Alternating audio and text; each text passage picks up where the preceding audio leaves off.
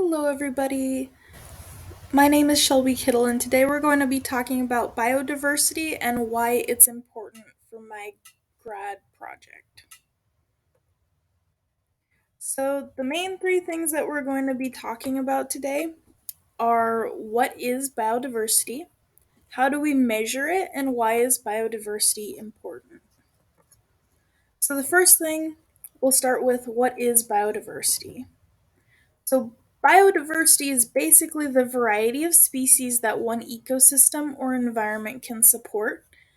And a couple of examples of a high biodiversity environment would be a rainforest. It has many, many diverse species, some of which we don't even know exist yet. And then a low biodiversity environment would be, for example, a cornfield, because most of it's monoculture. It doesn't support many other species other than corn and maybe a few crop pests. So, how do we measure biodiversity? So, there are really three things that we look at when we measure biodiversity. So, we will start with abundance. How many individuals are in a specific population of a species?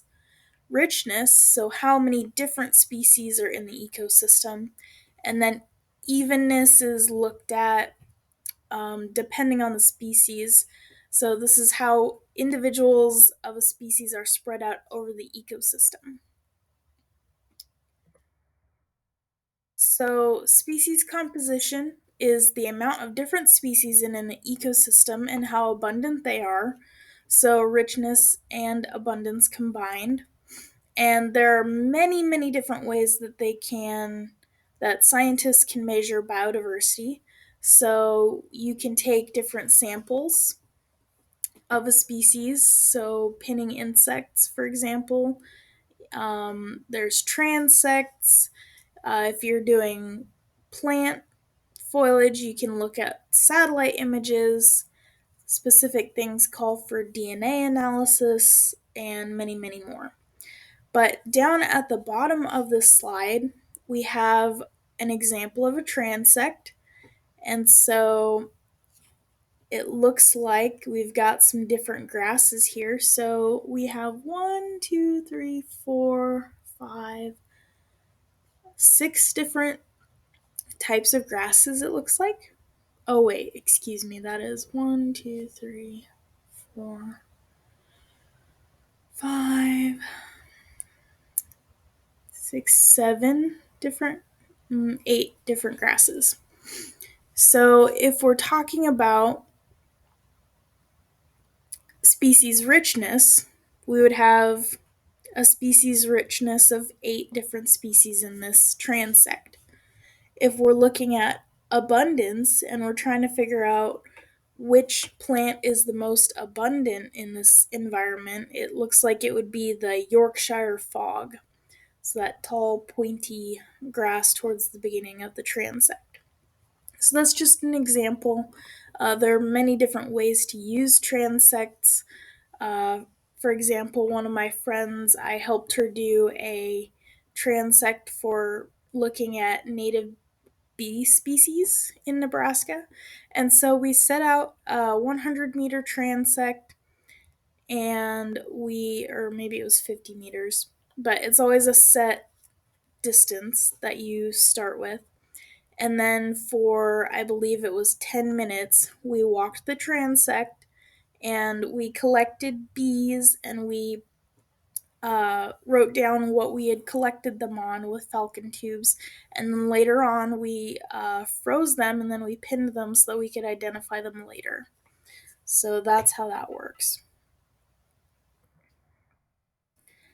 And so that gets us into rapid biodiversity assessments. So there are limits to time, money, and energy that can be used for a research project, and it's used to evaluate biodiversity indicators or progress towards, away from, or stagnant progress towards goals of the specific environment. So for my wild bee example, our goal was to just make a baseline as to what is in the environment. But if you are a land manager and you're looking at pasture, maybe you're trying to improve the progress towards healthier pasture. And so, if you're going out there and you're starting to see that there's actually less grass than when you started, maybe that is signifying that you're grazing it too heavily. So, there's many different uses for this rapid biodiversity assessment, and that include land use management, conservation of resources and species, and then even restoration of habitat and different ecosystems as well. So, now why is biodiversity important?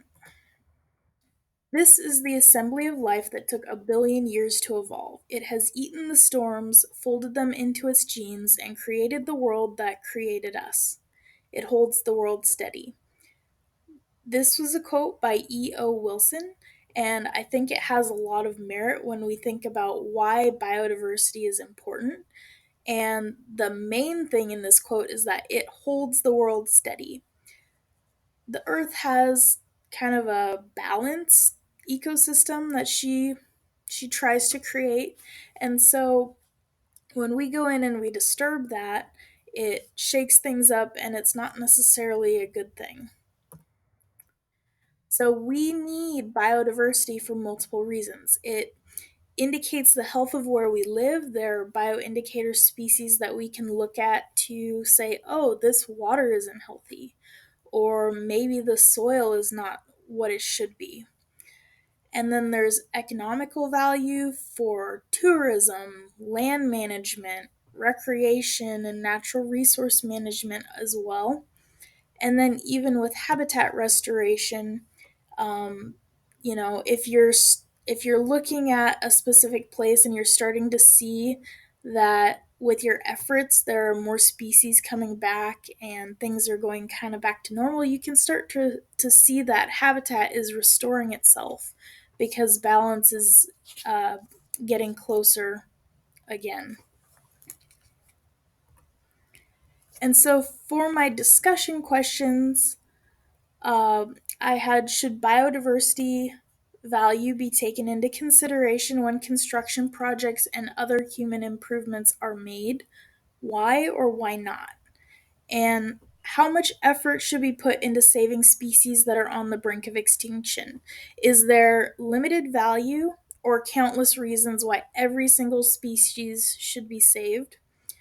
And these two are kind of, well, they're not necessarily a right or a wrong answer, but I just wanted to put these in here so that they're thought provoking, so that we have a good discussion this week. And with that, that's the end of my presentation on biodiversity. So thank you everybody for listening, and I will be responding to your discussion questions throughout the week.